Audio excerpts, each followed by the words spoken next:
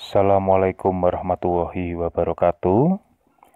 Selamat malam Sobat Horor Klasik dimanapun Anda berada. Semoga pada malam hari ini Sobat Horor Klasik dalam keadaan sehat walafiat dan selalu dalam lindungan Tuhan Yang Maha Esa. Pada malam hari ini saya akan menceritakan pengalaman horor yang kebetulan dialami oleh paman saya sendiri ya, yang bernama Om Sulis, ketika beliau ini masih menjadi mahasiswa di tahun 70-an.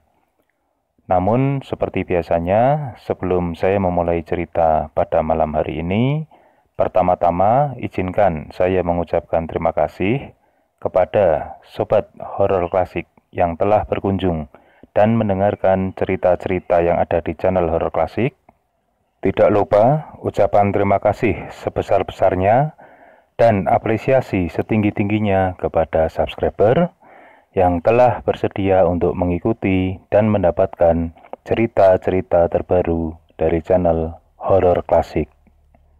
Jadi cerita ini saya dapatkan ya ketika belum lama ini saya ini sowan ya, atau silaturahim ke rumah paman saya yang bernama Om Sulis. Dan di sela-sela obrolan ini, alhamdulillah lagi beliau ini menceritakan salah satu pengalaman horornya ketika beliau ini masih menjadi mahasiswa dan status beliau pada saat itu masih indekos ya. Jadi Om Sulis ini merupakan mahasiswa di tahun masuknya ya, itu tahun 73 di salah satu kampus negeri di kota Semarang yang letaknya di tengah kota. Saya yakin mayoritas Sobat Horor Klasik paham dengan kampus yang saya maksud. Dan memang di dekat kampus ini ada satu komplek ya, komplek yang memang mayoritas dihuni oleh dosen-dosen dari kampus tersebut. Dan banyak juga rumah di sekitar kampus yang dijadikan sebagai rumah indekos. Nah, Om Sulis ini kebetulan mendapatkan indekos yang memang letaknya tidak terlalu jauh ya dari kampus beliau. Dan beliau ini terbiasa berjalan kaki dari kampus ke rumah indekos atau sebaliknya, seperti itu. Tempat yang dijadikan beliau indekos ini sebetulnya merupakan rumah tinggal ya, yang digunakan oleh satu keluarga dosen yang bisa dikatakan masih termasuk keluarga muda. Saat itu Bapak kos ya dari Om Sulis ini merupakan salah satu dosen di kampus itu, dan waktu itu masih memiliki satu orang putri yang masih berusia sekitar 5 atau 6 tahun ya. Om Sulis sudah lupa. Dan Om Sulis ini ngekos di pavilionnya. Jadi rumah itu memiliki semacam pavilion ya di samping rumah yang memiliki teras, ruang tamu, dan 2 buah kamar. Total yang indekos di pavilion tersebut ada 4 orang. Sementara rumah utama ya hanya digunakan oleh bapak kos, ibu kos, dan putri mereka itu. Antara rumah utama dan pavilion ini masih berada dalam satu pagar. Nah, ketika kita hendak menuju ke pavilion itu dari pintu pagar ya, pintu pagar depan, itu kita akan melewati rumah utama terlebih dahulu. Karena memang pavilion ini terletak di samping rumah yang tidak memiliki akses ya. Jadi artinya memang dari pagar masuk, kemudian kita melangkah ke sebelah kanan, melewati teras rumah utama, baru sampailah kita ke pavilion tersebut. Halaman dari rumah kos ini bisa dikatakan cukup luas ya, dan cukup asri, kata Om Sulis. di depan pavilion sendiri itu ada beberapa tumbuhan yang tidak terlalu tinggi. Namun kalau ini ada satu buah pohon mangga yang mungkin sudah cukup tua ya, karena memang kondisinya sangat rimbun dan tinggi seperti itu.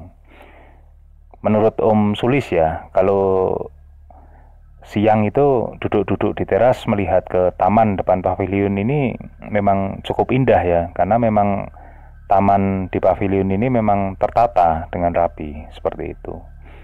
Nah, Om Sulis ini awalnya memang tidak ngekos di situ dulu ya. Beliau baru ngekos di tempat itu di semester 3, masuk di semester 3 ya, atau kurang lebih ya 1 tahun setelah beli rumah itu beliau berpindah kos dengan alasan memang untuk mencari akses yang lebih dengan kampus.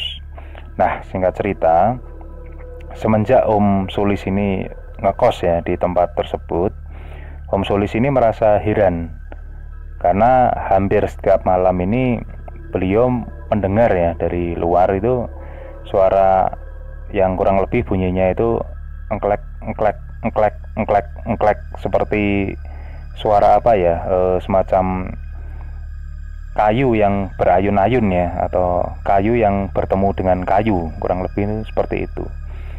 Nah, waktu itu Om Sulis berpikir mungkin itu suara pohon yang tertiup angin ya, jadi mungkin dahan dengan dahan ini bertemu seperti itu.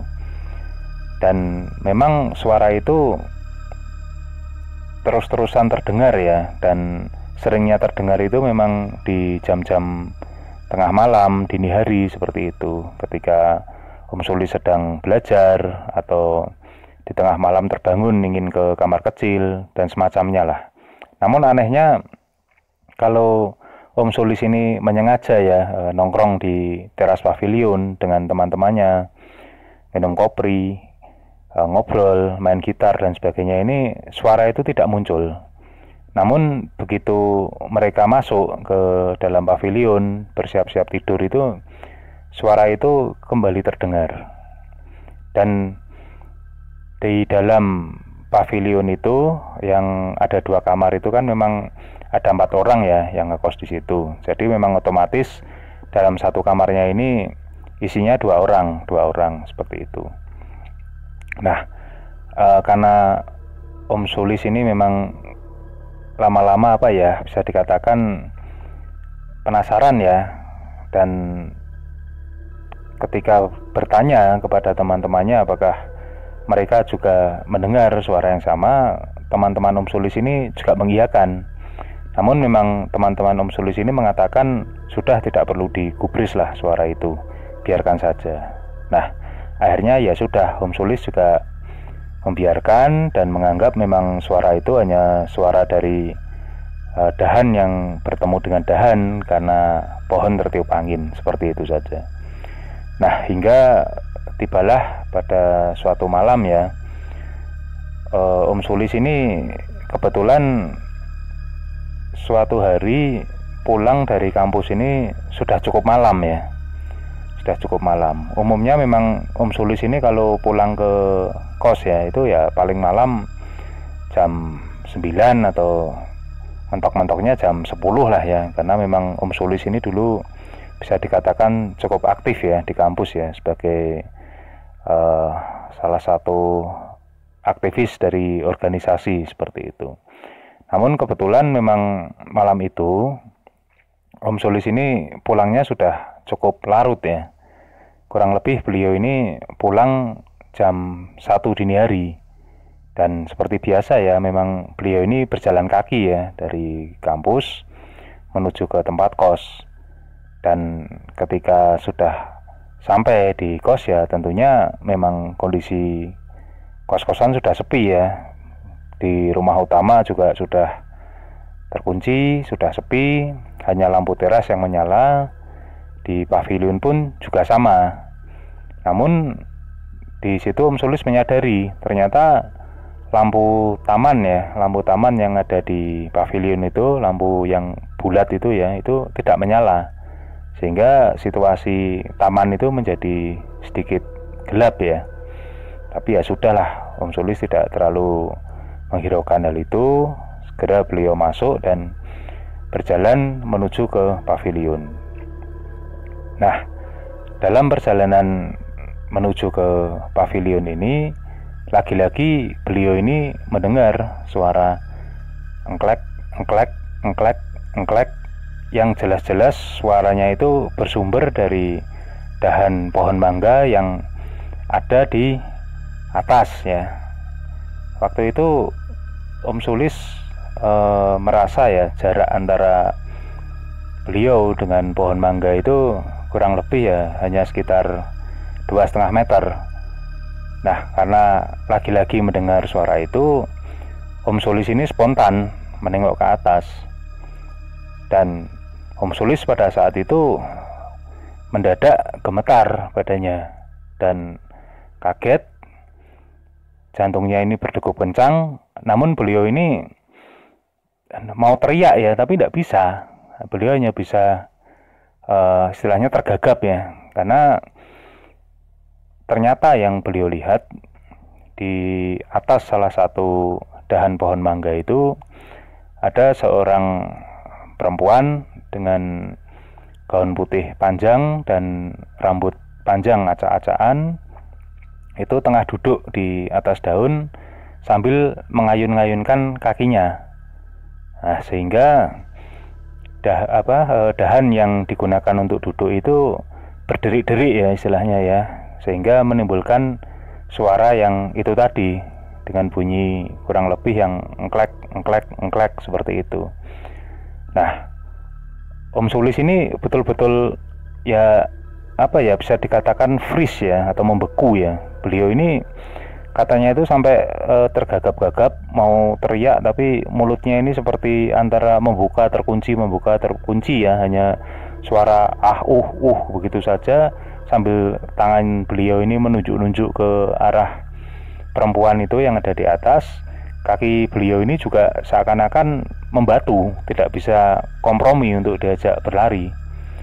Hingga akhirnya entah berapa lama ya beliau memandang pemandangan seperti itu yang ada di atas, hingga akhirnya sosok perempuan tadi ini menghilang. Nah, setelah itu barulah berangsur-angsur ya kondisi badan Om Sulis ini kembali normal, dan akhirnya tanpa babi bu lagi ya, beliau segera berlari. Bahkan pintu pavilion ini beliau terjang begitu saja. Dan sialnya di sebelah ruang tamu pavilion itu ada akuarium yang terbuat kaca ya, akuarium kaca yang bentuknya seperti seperti vas ya, yang memang diletakkan agak ke pinggir, dan kaki beliau tidak sengaja menyenggol meja yang digunakan untuk tempat akuarium ikan tersebut, sehingga gaduhlah suasana di dini hari itu karena akuariumnya jatuh, pecah, dan akhirnya membangunkan teman-teman kos, termasuk juga bapak kosnya. Dan ketika Om Sulis ini ditemukan oleh teman-teman kosnya ini, Om Sulis kondisinya sudah terjatuh di lantai dengan wajah yang sangat pucat dan badan gemetar ya. Akhirnya ya setelah ditolong oleh teman-teman kos dan bapak kosnya ini, Om Sulis bercerita bahwa beliau tadi melihat penampakan dari sosok wanita di atas dahan pohon mangga. Nah, ketika itu teman-teman kosnya ini malah tertawa, termasuk juga bapak kosnya. Dan malam itu juga, dini hari itu juga Om Sulis baru tahu bahwa ternyata teman-teman kos yang memang sudah lebih dahulu ya tinggal di kos tersebut itu ternyata memang sudah mengetahui keberadaan wanita di atas dahan pohon itu, termasuk bapak kosnya. Karena ya memang bapak kos selaku yang tinggal pertama ya di rumah itu, beliau memang bercerita bahwa dulu ketika pertama kali beliau menempati rumah tersebut, dengan kondisi yang masih bujang ya, beliau belum menikah pada saat itu. Beliau juga sudah sering terganggu dengan suara engklek-engklek itu. Dan hingga ketika beliau sedang duduk di teras rumahnya pada suatu malam dan suara itu kembali muncul, beliau juga sama seperti Om Sulis, spontan menengok ke arah samping atas ya, karena memang posisi pohon mangga itu di depan pavilion dan pemandangan yang sama dengan yang dilihat Om Sulis disaksikan langsung oleh bapak kosnya. Namun memang akhirnya ya mereka ini semua yang tinggal di rumah itu menjadi terbiasa, dan memang kata bapak kosnya juga, sosok tersebut hanya akan menampakkan wujudnya satu kali. Dan memang alhamdulillah ya, selama Om Sulis ngekos ya di tempat tersebut, ya memang hanya satu kali itu beliau melihat penampakannya. Namun kalau untuk suara engklek-engklek itu memang masih sama, hampir setiap malam itu mereka semua mendengarnya. Hingga akhirnya muncul istilahnya candaan ya, atau guyonan di kalangan mereka sendiri, termasuk di bapak kos, bahwa ketika hendak pulang larut, mereka saling mencandai satu sama lain, jangan pulang malam-malam, nanti ketemu dengan si engklek-engklek, katanya seperti itu ya. Yaitu salah satu cerita ya yang pernah terjadi di kehidupan paman saya yang bernama Om Sulis ketika beliau masih berstatus sebagai mahasiswa di tahun 70-an. Ya, semoga dengan cerita yang saya sampaikan pada malam hari ini bisa menghibur sobat horor kelas 5 dengan camilan-camilan horor ringan ya kalau saya bilang. Dan saya ucapkan terima kasih kepada sobat horor klasik yang telah mendengarkan cerita ini. Semoga kita semua selalu dalam lindungan Tuhan Maha Esa. Wassalamualaikum warahmatullahi wabarakatuh.